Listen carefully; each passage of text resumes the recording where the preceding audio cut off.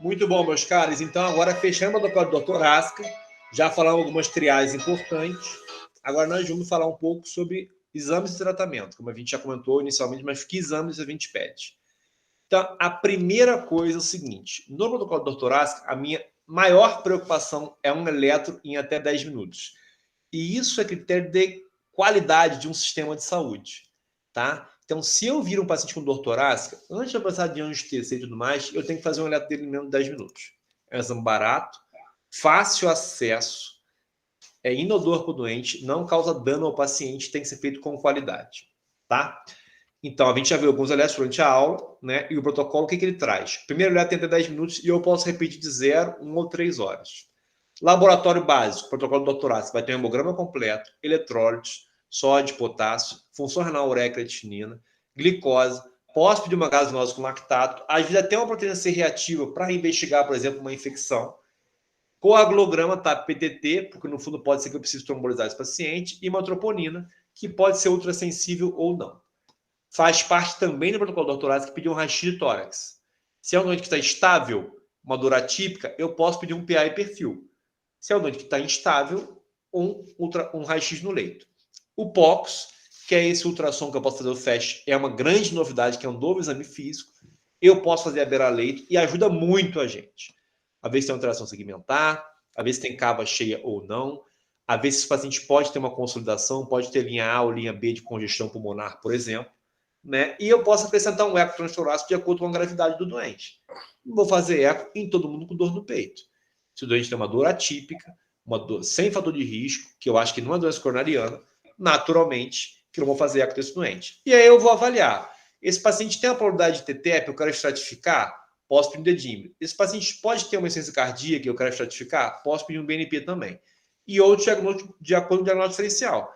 É uma dor no peito, mas eu acho que é pancreatite. Eu vou pedir uma amilase lipase, né? É uma dor no peito, mas eu estou achando que esse cara aqui tem uma cetoacidose. Vou pedir uma glicemia capilar ou hemoglucoteste, HGT de imediato e investigar a cetoacidose. Então, de acordo com a clínica, eu vou seguir um protocolo ou outro. E sobre a troponina, o que é muito importante? Se for uma troponina ultrassensível, de acordo com os protocolos recentes da ESC, né, eu posso estratificar esse doente em 0, 1, 2 horas, porque rapidamente vai alterar. A gente sabe que se eu tiver um super DST, se for uma fase hiperaguda, o doente tem meia hora de dor, pode ser que a troponina venha negativa e depois vai subir. Por isso, no caso de infarto com supra, para eu decidir se eu vou fazer trombólise do paciente ou mandar para angioplastia primária, se eu tiver acesso em menos que 120 minutos, idealmente, eu não vou esperar a troponina. Então, troponina não é critério para tratamento de infarto com supra. O critério é clínica e eletro, tá? Se é uma troponina convencional, ao invés de ser 0, 1, 2 horas, eu vou fazer 0, 3, 6 horas, porque vai demorar um pouco mais para subir. Tá? Então, lembrar que no sub-DST, eu não espero o resultado da primeira troponina, né? Porque a troponina, inclusive, pode ser negativa. E o que é uma curva de troponina? A gente tem que lembrar que a troponina é liberada devido à lesão miocárdica, que pode ser diversas causas, como a gente vai ver aqui embaixo, ou pode ser uma doença isquêmica. Como que eu diferencio de outras causas, por exemplo? Takotsubo, que é uma alteração segmentar que simula infarto, por exemplo, dificilmente eu vou conseguir diferenciar. Que na boa parte dos casos eu vou diferenciar só quando eu fizer o cateterismo. Então, o Takotsubo é uma doença que simula infarto mesmo, tá?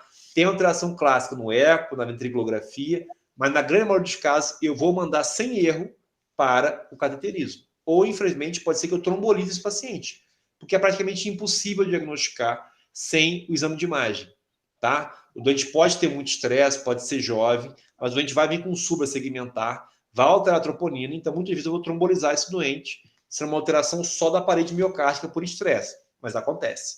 Agora, arritmia, inclusive uma taquiarritmia pode subir troponina, uma miopericardites, o paciente tem uma história de febre, de taquicardia, o paciente tem uma história de infecção respiratória recente, TEP, como a gente já viu, insuficiência cardíaca pode alterar a troponina, sepsis por lesão miocárdica, rabdomiólise, AVC, insuficiência renal e DPOC. Qual que é a diferença? Essas causas atípicas não vão curvar a troponina. O que significa? Se eu tenho uma isquemia miocárdica e eu fecho, né, o vaso, naturalmente que eu vou ter mais lesão com o tempo. Então, a troponina, que é fruto da lesão miocárdica, ela vai subindo, subindo, subindo. Esse subir é uma curva. Mas, André, como é que eu mensuro essa curva? De duas, uma. Ou ela subiu 20%, ou ela caiu 20%. Então, eu tenho uma troponina inicial de 20. Se a próxima é 20% acima, ou seja, daqui a 1 ou 2 horas, de acordo com o meu kit, ou seja, for 4 acima, for 24, por exemplo, acima, né? É uma curva positiva. Então, eu tenho uma primeira troponina de 20. Vamos dizer que meu corte normal é 10 do meu kit. A minha primeira troponina veio 20. A segunda veio 19, não curvou. Nem para baixo, nem para cima. A minha primeira troponina é de 20. A minha segunda veio de 30? Sim, porque 30 é maior que 20% em relação a 20.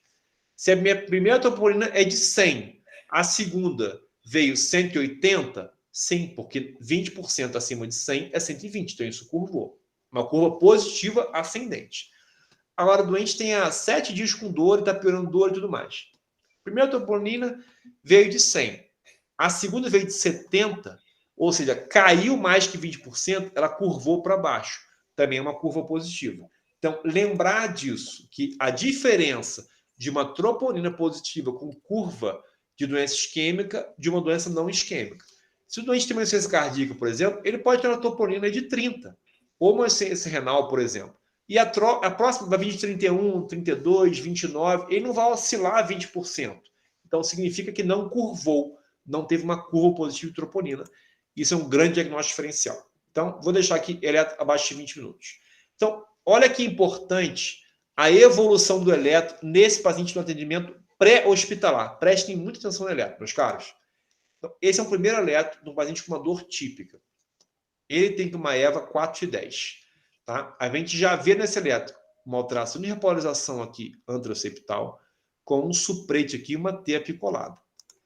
Esse paciente está de ambulância indo para o hospital. A gente faz o segundo eletro depois que ele melhora a dor. Olha a alteração dinâmica. Ficou mais bradicárdico, porque ele está com menos dor. E já tem um padrão de suprete com infra. Já faz quase que um padrão de Wellings aqui, né, com aquela Tzinha negativa. O paciente voltou a ter dor. Olha como muda esse eletro. Piorou o supra do doente. Vocês conseguem ver bem? Olha a importância de uma alteração dinâmica de eletro e aumentou a frequência cardíaca. Chegando no nosso hospital, esse doente ficou muito mais dispneico, com mais dor. O supra do paciente piorou com uma redução de R. Então, daí a importância de, na dúvida, eu continuar com o exame seriado. Então, eu fiz o exame desse doente, ele tem uma dor, o eletro está na dúvida, cara, daqui a 5, 10 minutos, repete o eletro desse paciente. Então, precisa esperar 1 hora. Se o doente não piorou a clínica, você pode continuar o protocolo. 0, 1, 3 horas, de acordo com o protocolo do seu kit do hospital. Tá? Mas, na dúvida, repita o eletro. E se eu tiver um eletro com infra ou um ST alterado, por exemplo, eu faço derivações direitas e posteriores. Então, eu faço V3 e V4R, que significa o V3 e o V4 do lado posterior do coração. E o V7 e o V8, que é, no fundo, o segmento do V6 e do V7. Então, sempre lembrar, né, de fazer V3 e V4R, V7 e V8, sobretudo quando tiver infra e o paciente tem muita dor, que pode ser que seja um infarto posterior e você está vendo um espelho, por exemplo. Então, sempre lembrar de estender de acordo com a dor desse doente. E outros exames tão importantes, como, por exemplo, o raio-x de tórax. Então, aqui, me ajuda a perceber que o doente tem uma pneumonia. E aqui, naturalmente, me ajuda a perceber que esse doente tem uma cardiomegalia e uma inversão de trama. Esse doente está começando a ficar congesto para fazer demogudo de pulmão. A gente pode ter, por exemplo, também alterações como do eco. Então, aqui tem o sinal da seta, né? Olha que legal, em que eu vejo a alteração segmentar aqui desse paciente. Né? Eu consigo ver que esse doente tem uma alteração basal e posterior, né? Como a seta mostra para a gente. Ele contrai bem aqui em cima, mas aqui embaixo ele não vai contrair tão bem.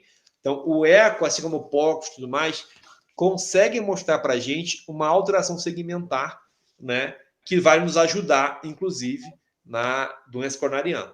E também, quem tiver indicação naturalmente de uma coronariografia, vai ter, aí aqui a gente vai ver na aula de infarto com mais calma, como vocês já sabem, depois do protocolo de dor torácica, então como é bem dinâmico, aqui eu consigo fazer uma avaliação do cateterismo, aqui inclusive, né, coronariano direito. Aqui tem uma obstrução da coronária esquerda, né, mas aqui cateterismo coronariano direito, e a gente consegue ver bonitinho aqui, ó, como a gente vai ter na aula de explicação com mais calma, a anatomia coronariana direita, né, que aí faz parte da aula de infarto agudo do miocárdio. Então, daí a importância dos exames complementares, mas lembrando que eu vou fazer o cateterismo coronariano quando o paciente tem uma indicação, por exemplo, de uma angioplastia primária, ou depois agendando isso ambulatorialmente, não é para todo o paciente, tá? Então, a gente fecha aí a aula de hoje de estratificação de dor torácica, lembrando que sempre faz muita diferença ter muito treinamento para que o paciente não seja vítima do nosso erro. Então, hashtag meu paciente não é cobaia. Obrigado mais uma vez a cada um de vocês. Então, fiquem atentos às próximas aulas, né? E bem-vindos à sua vocação, que é servir os pacientes com excelência. Tá bom, galera? Até a próxima aula aí. Vou terminar aqui a gravação. E nas próximas aulas a gente vai ter avaliação de eletro com mais calma, inclusive com discussão de casos clínicos, tá? Até a próxima aí.